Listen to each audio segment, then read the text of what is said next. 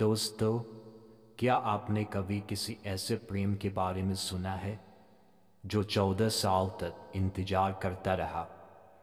क्या आपने किसी ऐसी औरत की पीड़ा सुनी है जिसने बरसों आंसू बहाए पर फिर भी विश्वास नहीं छोड़ा? आज मैं आपको बाइबल की एक ऐसी स्त्री की कहानी सुनाने जा रहा हूं जिसका नाम है राहेल। उसके जिंदगी में था प्यार, धोखा, आंसू, संघर्ष और अंत में परमेश्वर का अद्भुत उत्तर। यह केवल एक स्त्री की नहीं, बल्कि हर उस इंसान की कहानी है जो इंतजार करना जानता है और विश्वास से जीता है। आइए सुनते हैं राहेल की हृदय स्पर्शी कहानी। राहेल की कहानी बाइबल के पुराने नियम में उत्पत्ति ग्रंथ बुक ऑफ जेनेसिस में मिलती है। यह कहानी न केवल प्रेम, धैर्य और आशा की कहानी है, बल्कि यह एक स्त्री के दिल की गहराई को भी छूती है। आइए इसे बहुत विस्तार और हृदय स्पर्शी रूप में समझते हैं। याकूब अपने चाचा लाबान के घर की ओर जा रहा था।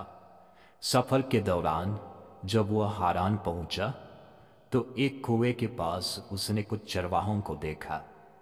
उसी समय वह एक सुंदर युवती आई जिसकी आंखों में निर्मलता और चेहरा कोमलता से भरा था। वही थी राहेल, लाबान की बेटी। याकूब ने पहली बार में उसके चेहरे पर ऐसी पवित्रता और सरलता देखी कि उसका हृदय गहराई तक छू गया। यह मुलाकात साधारण नहीं था, बल्कि एक दिव्य योजना का हिस्सा थी।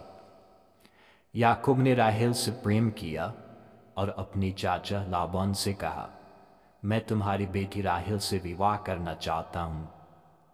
लाबान ने शर्त रखी कि उसे 7 वर्ष तक उसकी सेवा करनी होगी। सोचिए, 7 वर्ष! लेकिन याकूब का प्रेम इतना गहरा था कि 7 साल उसे 7 दिनों जैसे लगे। वह दिन रात परिश्रम करता रहा और उसकी आंखों के सामने हमेशा राहेल की मुस्कान रहती। यह सच्ची प्रेम का सबसे सुंदर उदाहरण है, धैर्य, बलिदान और विश्वास का। 7 वर्ष पूरे होने पर विवाह का दिन आया। याकूब ने सोचा कि अब उसका सपना पूरा हो जाएगा, लेकिन लाबान ने धोखा दिया। उसने राहेल की जगह अपनी बड़ी बेटी लिया को याकूब से विवाह करवा दिया।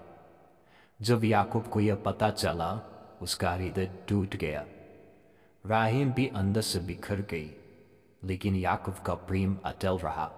उसने हार नहीं मानी। लाबान ने कहा, यदि तुम राहेल को पाना चाहते हो तो और 7 वर्ष मेरी सेवा करनी होगी। याकूब ने बिना कुछ कहे स्वीकार कर लिया। सोचिए, कुल 14 वर्ष केवल अपने प्रेम को पाने के लिए। राहेल के लिए यह गवाही थी कि उसका प्रेम सच्चा है। याकूब ने राहेल से विवाह किया और उसका जीवन प्यार से भर गया। लेकिन राहेल को एक बड़ी पीड़ा ने घेर लिया। उसके गर्भ में संतान नहीं ठहरती थी। उस समय के समाज में बांझपन को भारी अभिशाप माना जाता था। राहेल का दिल टूटता था जब वह अपनी बहन लिया और दासियों को बच्चों को जन्म देते हुए देखती थी। वह रोते हुए याकूब से कहती, मुझे संतान दो, नहीं तो मैं मर जाऊंगी। राहेल के आंसू उसकी गहरी पीड़ा का चित्र थे। उसका संघर्ष केवल मां बनने का नहीं था, बल्कि समाज में अपनी जगह और सम्मान पाने का भी था। लेकिन राहेल ने प्रार्थना करना नहीं छोड़ा। उसने परमेश्वर से रो रो कर विनती की और आखिरकार परमेश्वर ने उसकी प्रार्थना सुन ली। राहेल ने एक पुत्र को जन्म दिया और उसका नाम रखा यूसुफ। यूसुफ बाद में मिस्र का महान शासक बना और अपने परिवार को अकाल से बचाया। राहेल ने महसूस किया कि परमेश्वर देर से देता है लेकिन देता अवश्य है।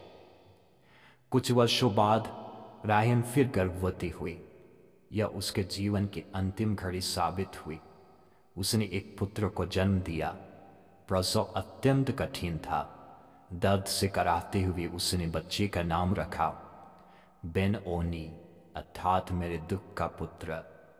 लेकिन याकूब ने उसका नाम बेंजामिन रखा, अर्थात मेरे दाहिने हाथ का पुत्र।